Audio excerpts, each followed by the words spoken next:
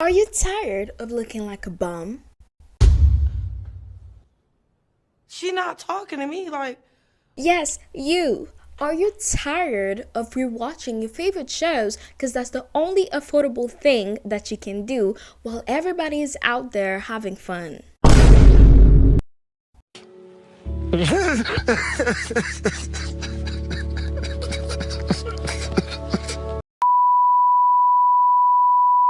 Well, don't worry, I got you, and I'm gonna teach you how to look good and to have fun when you have no money.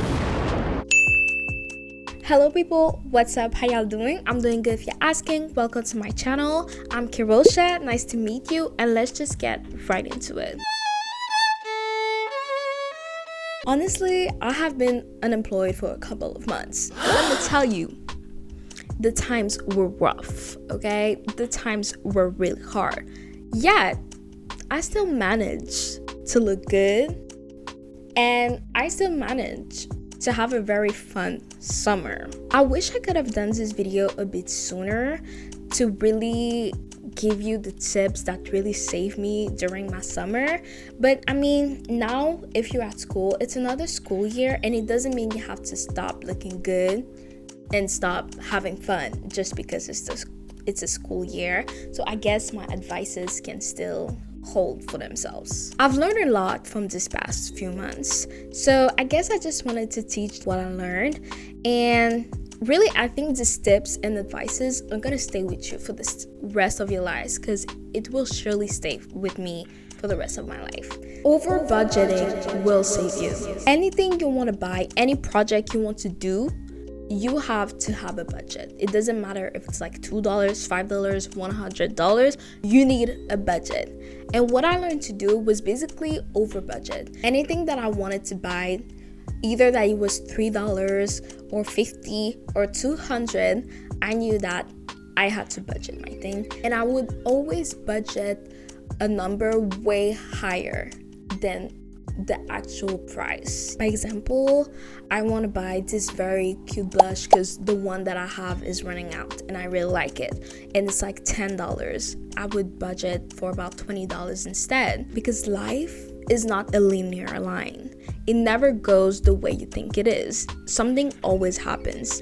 You may think like, oh, this project is only gonna cost me $50. Next thing you know, you have a fee that came out of nowhere. Something happened while you were on your way, and now you are $75 poorer instead of $50. So over budgeting will always help you to just make sure that you are not disappointed by what you're actually paying, just for like the unexpected. Another example to explain my point is like, if you want to buy something for like $3, you're gonna plan for $10 instead. The mindset is that you're gonna have is that you already accepted that you're gonna spend $10. You already see it in your bank account that $10 is gonna be gone. But when you see that it's $3 instead, you feel proud of yourself. You're like, I've made responsible choices. If you were spending $10 instead of $3, you would accept it and you would be like, it is what it is. But instead, when you planned that you were gonna spend $10 and you spent $3, the mindset that you're going to have is basically, I mean, it's not that bad. And that's what we want, because there's only so much it is what it is that you can take. As a it is what it is mindsetter forever, I think that it's not that bad mindset makes me feel much better about myself. I'm gonna take you to a small little trip in the past. The time is 2015. You just came back from school. You go and log in on YouTube. And what do you see? A bunch of DIYs videos. Bethany Mota just posted a new video. Lord DIY just posted a new video. You need to learn how to DIY. Honestly, at the time, it was just a little silly activity. But in this day and age, it's a necessity. You're not gonna get through those hard financial times if you don't learn how to DIY. DIY stands for do it yourself. I started doing things by myself about 2 years ago, in a time where I was financially prospering. I was in high school and I had a job, and basically I could buy whatever I want. I had no financial responsibility or liability. The first thing that I started to do was my nails, because I was tired of having to spend more than $40 every 2 weeks for a design that was not even as cute as the one that I actually wanted. So I just started doing it myself, and doing the designs that I actually wanted for myself would be cheaper. I started doing gel X by just watching a couple of videos on YouTube and on TikTok, and eventually I did develop an allergy. So I do think that if you want to start doing that, be careful. But now I'm doing press-ons. Now I'm just wearing nail polish because I'm trying to grow out my nails to be stronger and longer. They used to be longer, but they got shorter. But I do a couple of very cute designs, and I also sell a couple of press-ons. So if you're interested, support, go visit my Instagram. But yeah, so that was the first thing that I started to do by myself. Eventually I just started to do my hair, because I was like, if I can do my nails, I can do my hair. And as a black girl, I can do so many hairstyles, I can do braids, I can do wigs, I can do natural hair, I can do so many things. Okay, right now I wouldn't say this is the best hairstyle I've done, because it's a very simple hair that I've done in 4 hours because I did not have time. But I'm definitely gonna show a couple of styles that I've done in the past, so just be talented or whatever. But actually it's just practice. I've also started to learn how to crochet, and I've learned how to do a scarf. But really, if I just follow a couple of tutorials, I'm sure I could start doing tops and skirts and clothes. Basically, the key to DIY is basically to keep practicing. The first hairstyle, the first nails you're gonna do, the first thing that you're gonna do by yourself is most of the time probably not gonna be the cutest thing ever. But the more that you practice, the better you're gonna get at it, and the more you're gonna save money for it. You don't know how important DIY is until you're broke. Literally, in my worst times, I was so grateful to God that I was able to do my hair and my nails. I had people tell me like, you always look good, you always do this, like what brand you're using, like where you're going to do that, where you're going to... I do it all myself. Period! Period! Period! Period! So it is truly a skill that is important to do, and honestly, it's just gonna serve you for the rest of your life, and it's just gonna save you money forever. Because since I know how to do my nails, why the hell would I go to a nail shop? Why the hell would I go to a nail artist when I am the nail artist? I know how to do my hair. I'm not gonna spend $400 in a studio. Have y'all seen those prices these days? Hey!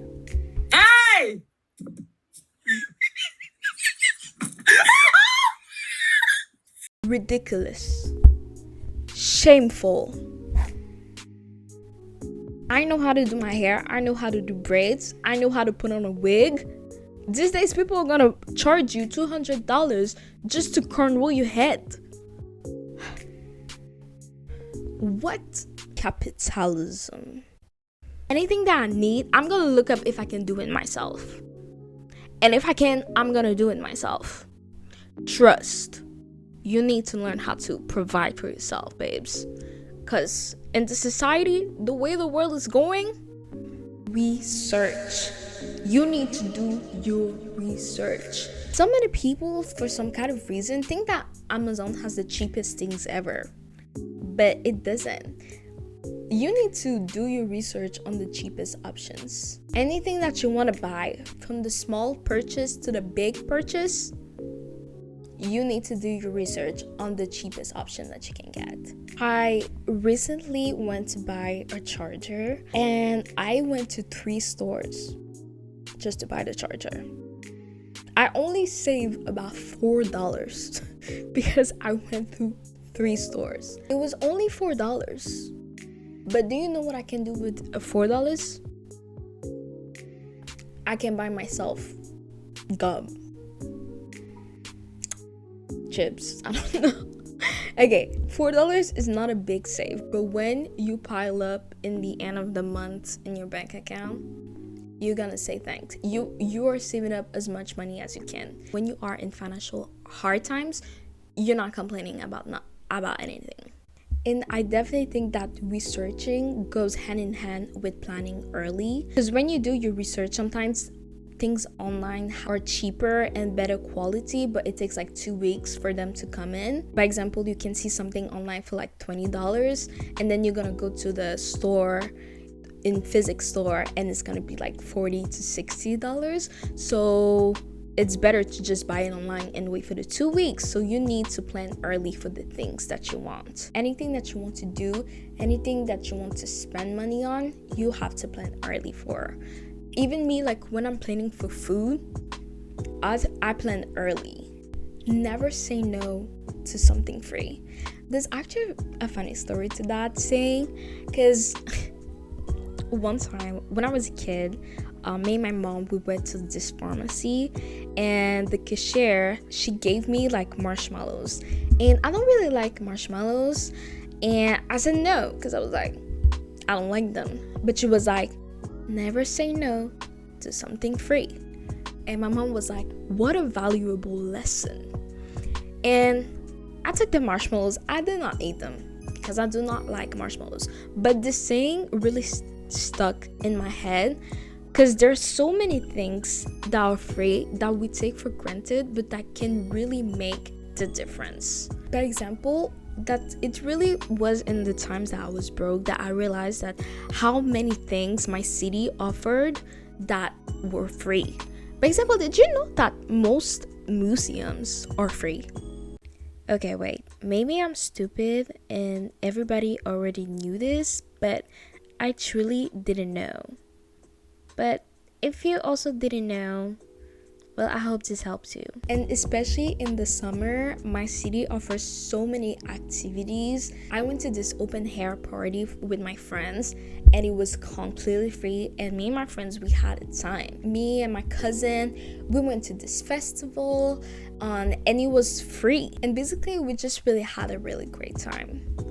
Another thing that you really have to do when you are not financially doing well, you need to stop taking granted the little things. You do not need to go to the club, to go travel every time to have a good time. You don't need to do very big flashy activities to have fun. Just the little things can really make your life more enjoyable, more fulfilling. By example, me and my friends, we ended up not doing that, but I just can already imagine how fun it would have been. But like me and my friends, we wanted to like walk the whole entire city or like bike the whole entire city. We ended up not doing that because we were all busy, but such a fun activity that literally it's cool. Like you don't need to spend money on that. And me, my cousin, and another friend, we went just for a walk in the park, and we just talked, and it was fun, you know? Another thing that you can do if you live in a city that doesn't offer a lot of activities like me, well, I would say to prepare your own activities. Just ask your friends to hang out. Just be like, yo, do you want to hang out and do this? Like, by example, the example that I gave about walking the whole city, biking the whole city, just propose your friends that if they want to do this with you, and they might say yes. People can really surprise you, because so many times we don't want to ask people around us to like do activities with us because we don't want to be seen clingy or just like we have nothing to do, even though we have nothing to do. But so many times they might be just as bored as you and just want to do activities like you. Sometimes I feel like people think that free activities are not as fun as the ones where you have to like pay to do this and that and that. And I'm sure there's lots of activities that are so much fun, like that you have to pay for. However, just sometimes the little things can really go a long way. And sometimes there are a couple of free things that are really, really great and that you should not pass on. Thrifting, I think this one is kind of obvious, because this, with the history of thrifting kind of has been a thing for the less wealthy. But in the last couple of years, thrifting kind of gained more in popularity, and with reason, because it's cheap and you can find good pieces. But I do have to say, in the thrift stores in my area, the prices have gone up. Me and my friends, we've been visiting other thrift stores that we originally thought that were gonna be expensive, actually ended up being not so expensive, and actually find really cute pieces. Go ahead and just visit your local thrift stores, because you will be really surprised about the amount that you can find and the beauty in the pieces that you can find. Reuse, recycle everything, but really in your clothes. I recently went through my wardrobe and I found so many pieces that at first I really gave up on, and I was like, I'm never gonna wear those again. But then I see potential in them, because even if it's not the whole outfit, the fabric can be really useful to me. Just a piece of the fabric can be very useful to me. I found this shirt that is made with pink silk, and I don't really like the way it looks. The model is not as cute as I used to think it was, but I found a piece of it and I can actually use it to make it into cute bows. And I'm not gonna show them to you yet because I haven't done that, but I just see the potential, and it just really made me realize, like, so many clothes that I have, even if it's not the actual model, the way it looks, the way I can wear it, well, I can just switch it, I can just change it. Because yes, the knitting is good, the knitting is great, but try to help yourself before helping others, especially in times when you don't have the money to buy new clothes, to even go thrifting. Reusing, recycling can be a much better option for you. Another advice I would give is to find yourself a niche activity to do, and non-expensive, of course, because you have no money. Spare change, ma'am. Okay, I don't know if niche is the actual proper term I would use, but just finding something, a hobby, something that you like doing and that you just enjoy. For example, it can be like crochet. I don't know if like crochet is non-expensive, but if you just have a bunch of like threads, a bunch of things to crochet in your family that your grandma has, or your aunt, or someone just in your family has, well, you can definitely use it, and it can be your hobby, you know, and it can be an activity to do. I really love having a bunch of activities to do because it makes me busy, because even though I don't have any money, it feels like I'm doing something productive, I'm doing something beneficial for myself, and just I'm getting new skills. And with that, you can really impress people. You can impress people, and at the same time, you can use it as a side business. For example, I started doing nails, and at first it was something that was purely for me, but eventually when I started doing press-ons, I realized that it was a market that is getting a bit more press and that people may enjoy. And then when I asked around my friends, my family, and they told me, yeah, I would definitely buy. Like, nails are so expensive these days. You kidding me? Do it. You never know. People might be very interested. So many times people have said, like, you did your hair, please do mine. And I actually was the one that was like, no, because I love doing my hair for myself, but I'm not sure about doing it for people. I feel like I would have to practice a lot so I can do it on others, and I don't want to do that. I'm more interested in nails. But imagine, you learn how to do hair, and then you can use it as a side hustle. There's truly so many things that you can do that you don't even know about. You just have to do your research about them and take the time. Just put in a little bit of time and effort into it, and you can prosper so far. Well, I hope this video was educating and that it's gonna help you with your journey to looking good and having fun when you're broke, because it's okay. I've been there. I'm sure Pitbull has been there too. He said it himself. This for everybody going through tough times. Believe me, been there, done that. So it's okay. No shame into it. it's all about growth, and I just hope that this video helps you. So if you liked it, please like, comment, share, and subscribe. So thank you so much for watching this video, and have a good day, y'all. Bye.